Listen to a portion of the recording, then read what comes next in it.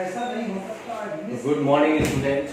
तो अपनी unit 5 electrochemistry second complete हो गई बच्चों कल, ठीक है। और नोट्स भी आपके पास पहुंच गए। आज हम स्टार्ट कर रहे हैं unit 4 electrochemistry first due to corona virus. Doctor Pushpraj classes द्वारा बीएससी सेकेंड ईयर के लिए ऑनलाइन क्लासेस में आपका स्वागत है। इलेक्ट्रोकेमिस्ट्री फर्स्ट, इसमें बच्चों सबसे पहले हम धात्विक चालकता की बात करेंगे, यानी ऐसी चालकता जो धातुओं के द्वारा पैदा होती है। किसके द्वारा पैदा होती है?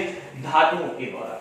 और धातुओं में क्या पाए जाते हैं? मुक्त इलेक्ट्रॉन पाए जाते हैं। यानी चालकता का मतलब होता है धारा का प्रवाह। धारा का मतलब होता है चार्ज, आवेश।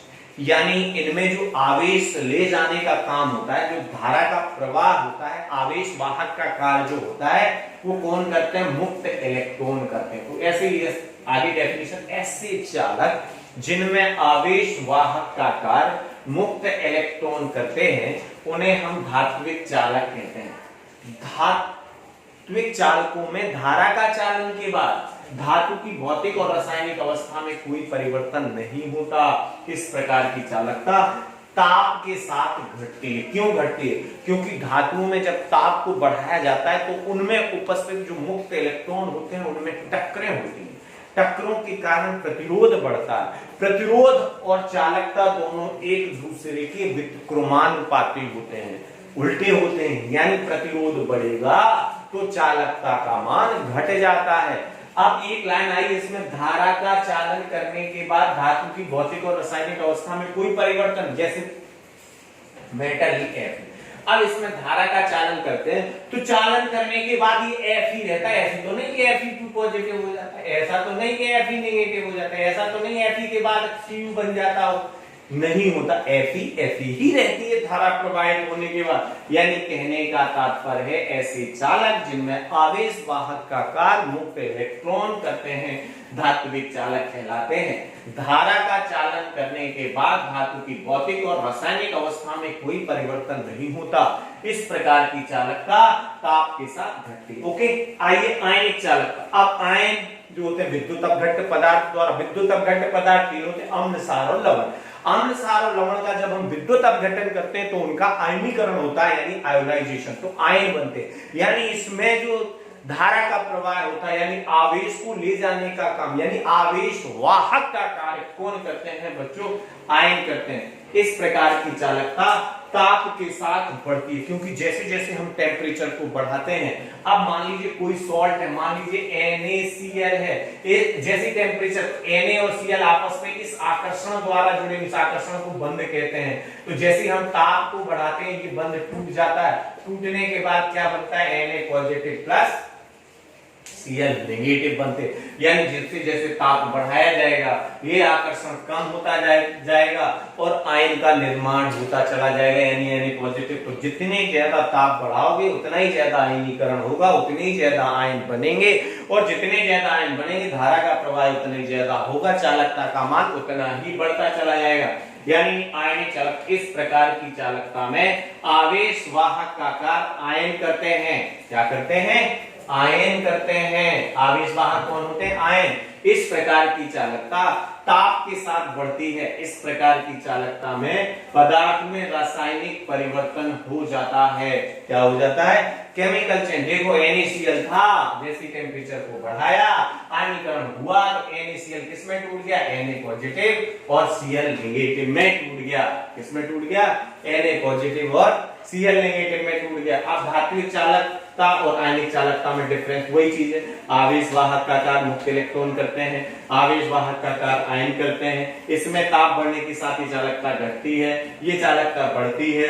धात्विक चालकता में इलेक्ट्रॉन ऋण सिरे से धन सिरे की ओर गति करते हैं। इसमें आयन विपरीत इलेक्ट्रॉन धनायन है तो कहां जाएगा? कैथोड की तरफ, क्योंकि कैथोड ऋणावेशित होता है। ऋणायन है तो कहां जाएगा? एनोड की तरफ, क्योंकि विपरीत आवेशित आयन एक दूसरे को क्या करते हैं? आकर्षित करते हैं। इस चालकता पदार्थ के रासायनिक संगठन में देखो Fe है तो Fe ही रहेगा, यहाँ चेंज हो जाता है। NaCl का रासायनिक संगठन किसमें बन गया? Na पॉजिटिव और Cl नेगेटिव में टूट गया। यानी कहने का तात्पर्य है कि धात्विक चालकता और रासायनिक चालकता, धात्विक चालकता और आयनिक चालकता में डिफरेंस हो गया। अब नेक्स्ट टॉपिक आता है बच्चों फैराडे के नियम। किसके नियम? फैराडे के नियम।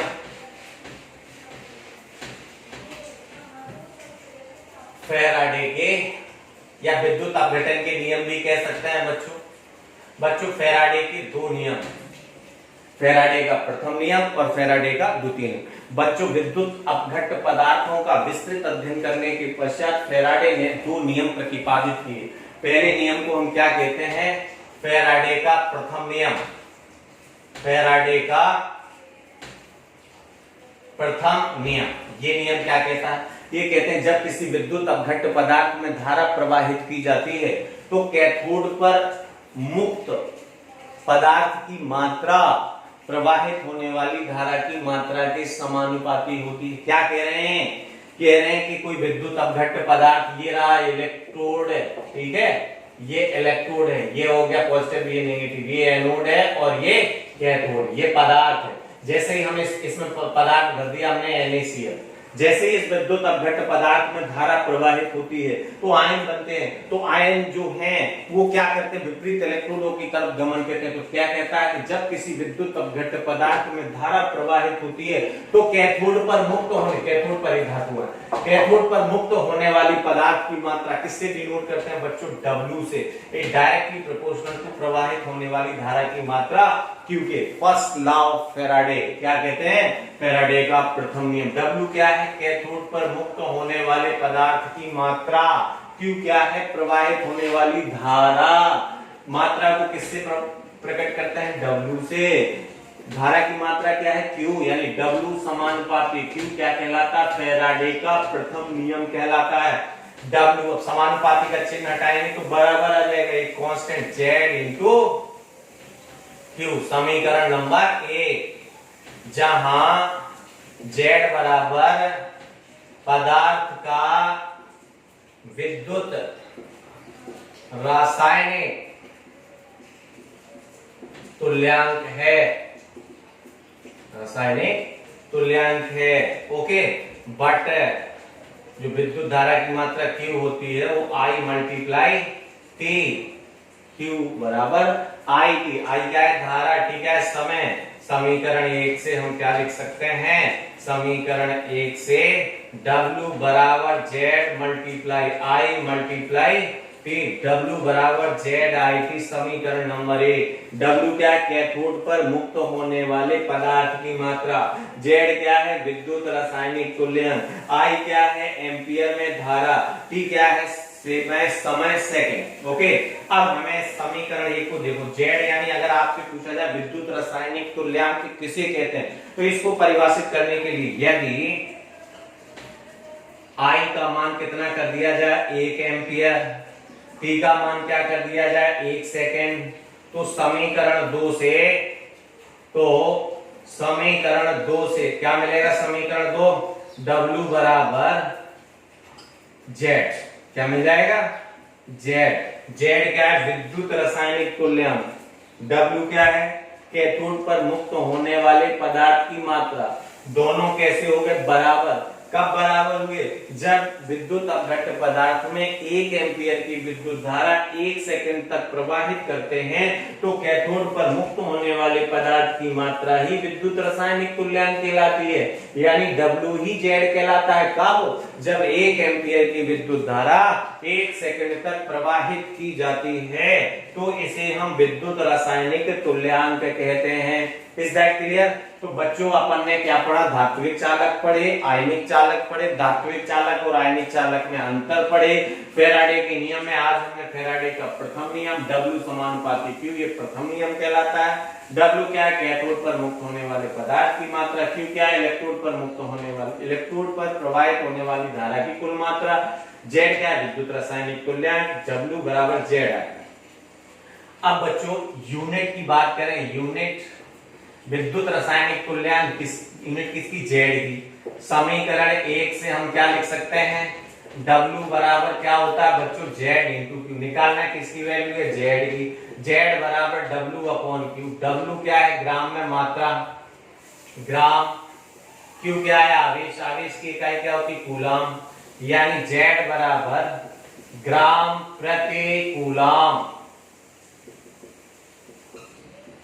Z बराबर यूनिट क्या होगी विद्युत रासायनिक तुल्यांक की, ग्राम प्रति कूलम। ये तो हो गई यूनिट, ठीक है साहब, ये विद्युत रासायनिक तुल्यांक की इकाई होगी। इसमें कोई दिक्कत हो तो आप बताइए, नहीं है ना? तो आप लोगों को यहां तक पढ़ना है बच्चों। आज इतना ही पढ़ाएंगे आपको, क्योंकि आज हमें आपको नोट्स भेजने हैं। तो नोट्स भेजेंगे तो आप पढ़ना है इसको, कल से फिर कंटिन्यू करते हैं अपन। Okay then, nice meeting you, see you again.